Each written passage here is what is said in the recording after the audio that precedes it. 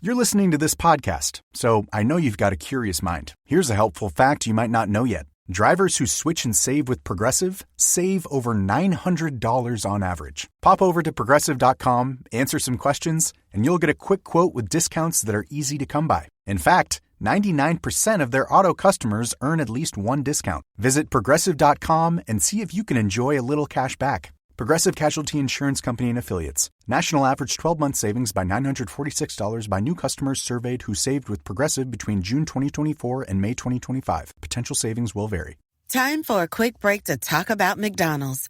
They say breakfast is the most important meal of the day. McDonald's thinks so too. That's why they're offering a sausage McMuffin with egg meal with hash browns and small hot coffee for just $5. That's right, $5. And they're open at 5 a.m. or even earlier. So save time by ordering ahead on the app. What's even more important than breakfast is getting this great deal. Price and participation may vary.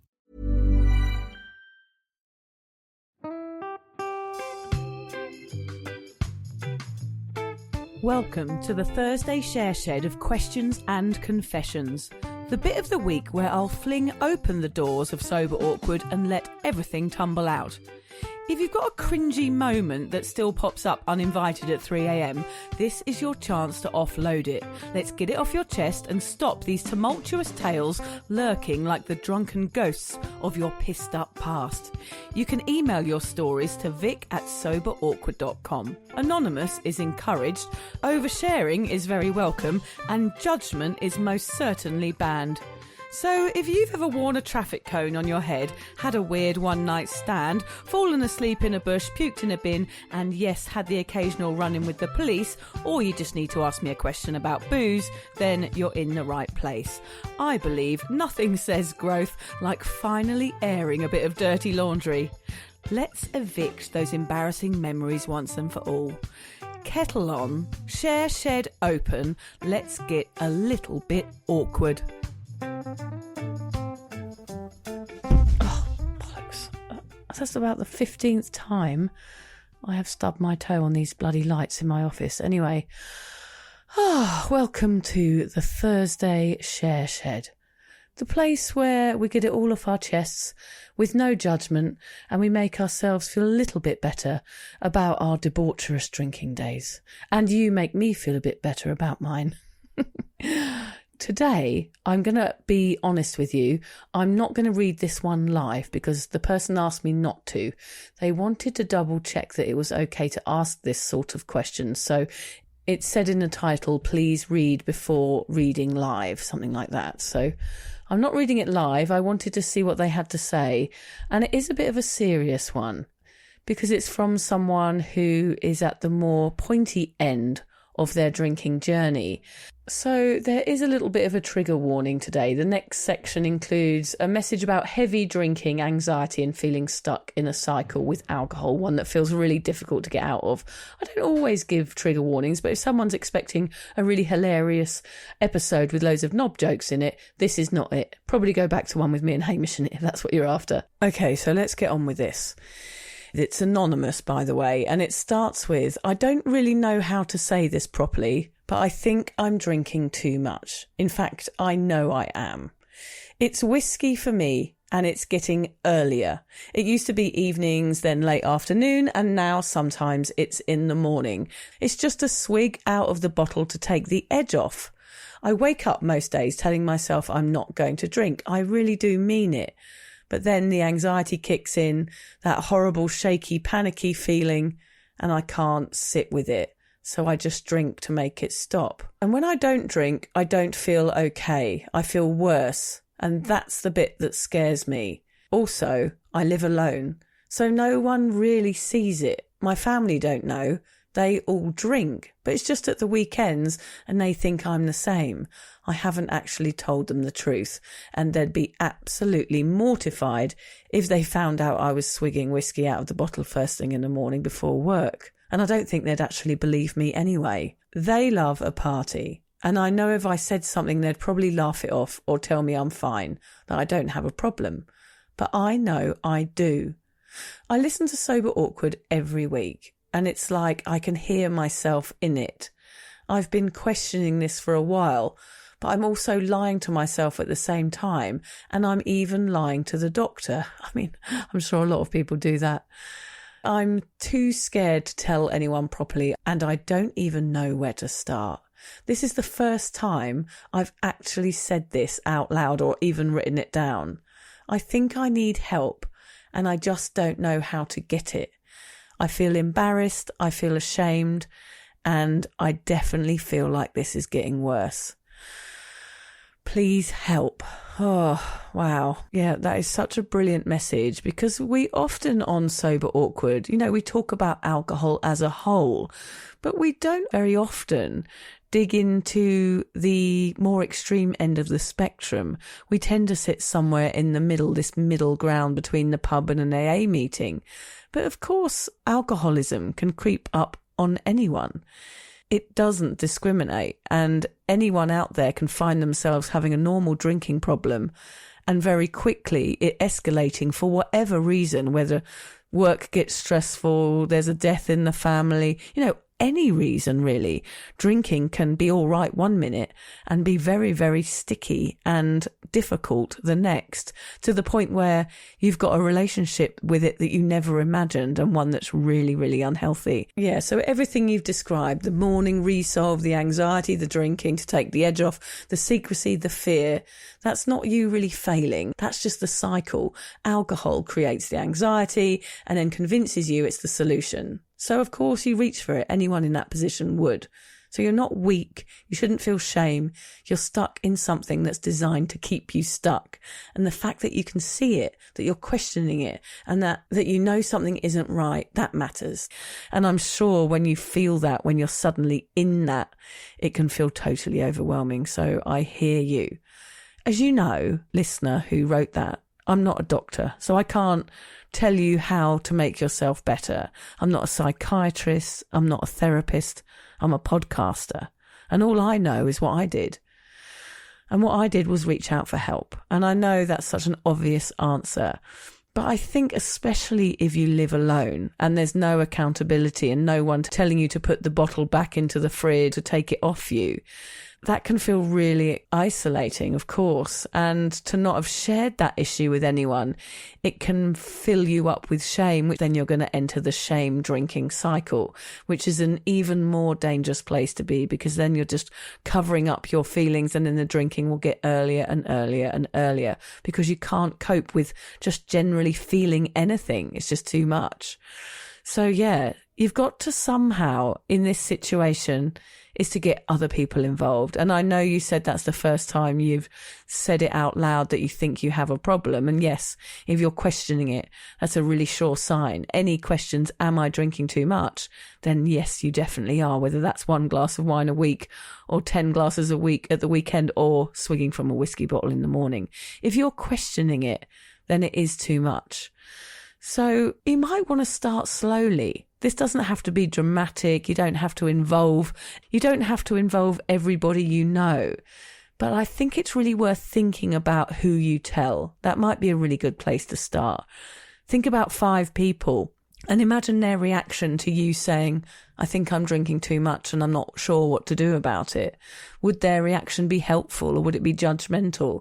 That's a really, really good way to sort of make sure you're going to have a soft landing with someone. Because otherwise, if you get a bad reaction, like you're not too bad, or you're a fun drinker, or don't be ridiculous, that's going to take you backwards, and it will take you back to the bottle as well, quite honestly.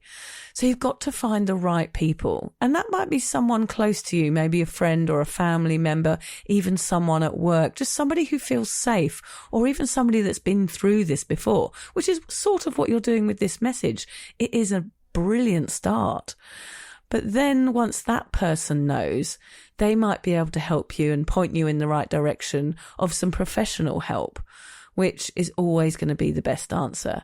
When I was struggling with my drinking and my anxiety, I was trying to solve the problem on my own because of the reasons that you stated. Like, I was scared, I was nervous, I was really embarrassed, and actually I didn't really know what was going on with me.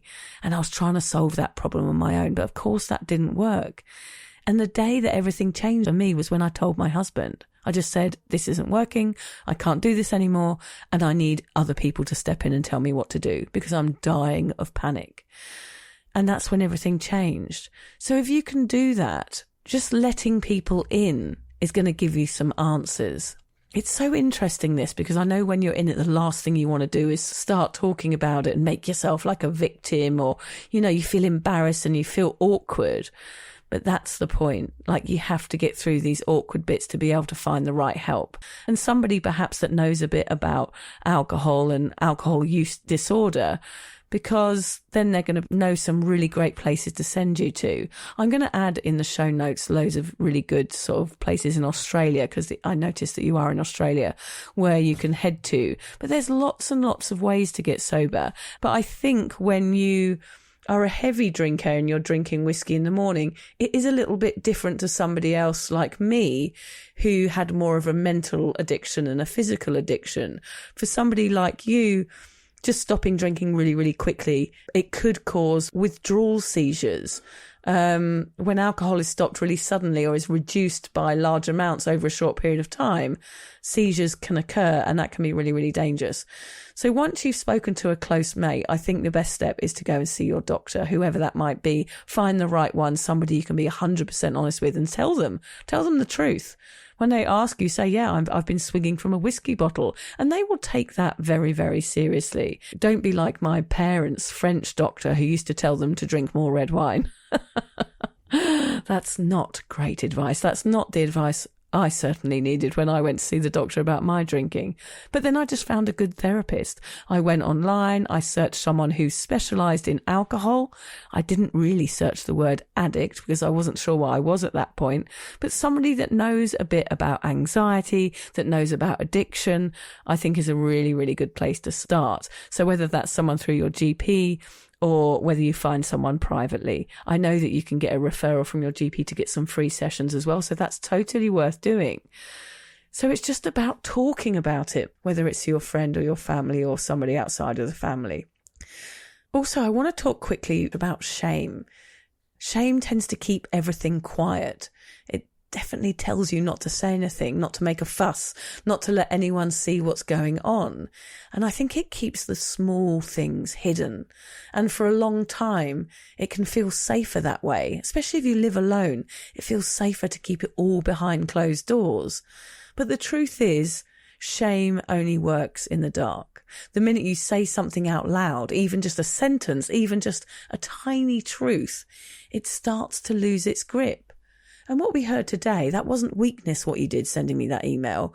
It was honesty. It was awareness. And it was someone right on the edge of doing something super brave.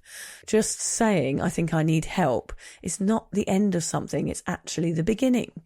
So for anybody else out there, if that resonated or any of that felt familiar to you, and you feel like your drinking is getting worse and it's escalating and more guilt, more shame, it's really good to get that really negative story that's sitting in your head out of your head. You don't have to solve it all in one day because that would be too much. And you don't have to have a perfect plan ahead. You just have to have one thing to do. So maybe that could just be being honest with one person, to anyone, to yourself and to a doctor, and maybe even a notebook if that helps. Because that's how this starts, not with a big dramatic moment, but with a quiet truth that you finally stop ignoring. That's why you're here. This is where it starts for you. And I'm so glad that you send your email, because I know, like, as I said earlier, like, Sober Awkward is about using comedy and frivolous tales of, crazy drinking stories and all of that stuff to make it all funny and accessible and palatable almost. But of course, I know that alcoholism is a very, very serious disease and people die from it and people do recover. It's called recovery for a reason, because millions of people recover from this. And that's really important to keep in the back of your head all the time, even when you're feeling like going to that bottle of whiskey and having a swig. That is the easiest option. Yes, it feels like that. And sobriety can look like, doing anything forever seems really, really hard. And that's why they say in AA, one day at a time. I can do this today. I can do this in this hour. And I remember Lucy, who we used to do the podcast with, some days it was minute by minute, but those minutes add up, and then you'll get a week, and then you'll get a year, and your life will completely change. Oh, thanks everybody for listening. I just want to say a big thank you to that person for being so brave and reaching out to the Share Shed today, because I think it will help loads of people. And I think just that little tiny bit of advice, tell one person, is going to start this ball rolling. And it's a lovely ball to be on. There you go. I got a knob joke, willy joke, testicle joke in at the end. I hope everybody's happy now. Thanks for listening. If you're questioning your relationship with booze, struggling to moderate, or your hangovers are causing anxiety, it might be time to reach out for some support. Talk to a mate, book in with your GP, go to an AA meeting, or find an online support group. I've got one. Just head to cuppa.community. For more resources, head to soberawkward.com, where you'll find details of our amazing Thailand sober holidays, the 30-day sobriety guide, books, blogs, writing courses, and loads more. I know this sobriety thingamajig can feel uncomfortable at first, but there is help out there. Find your community, connect, and start to feel the awkward and do it anyway. And if you've enjoyed the Sober Awkward podcast, please rate it, review it, and share it with your mates. Because honestly, my mates are bored of hearing about it.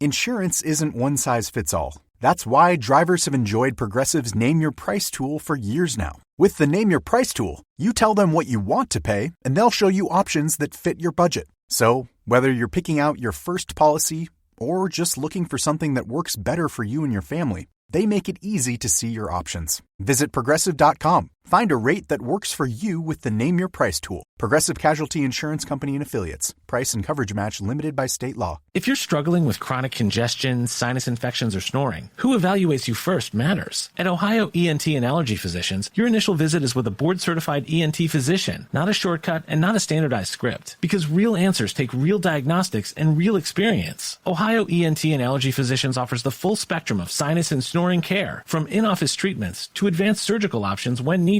Personalized care, local physicians, long-term relief. Book your appointment now at ohioentandallergy.com. The weather in Central Ohio just got better, and so should your loan rate. CME Federal Credit Union wants to try to beat your current loan rate by 2% on autos and toys. Plus, enjoy no payments for 90 days on car loans and no payments for 60 days on motorcycles, boats, and more. With car rates as low as 4.99% APR and toy rates starting at 6.5% APR, it's the perfect time to save. Apply today at CMEFCU.org. Terms apply. Minimum floor rates 4.99% APR cars, 6.5% APR other vehicles. Federally insured by NCUA.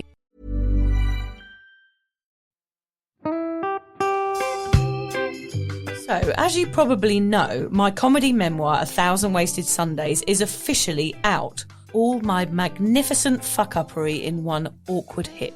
If you'd like to get your hands on a copy, it's now available from all good bookstores. We always say all good bookstores, don't we? Yeah. Are there bad bookstores? No, it's probably ones with moody sellers. Oh, yeah, really depressed librarian folk. Yes, okay, good. So there are probably some, but we're only storing it in the good ones. It's only made it into the goodies.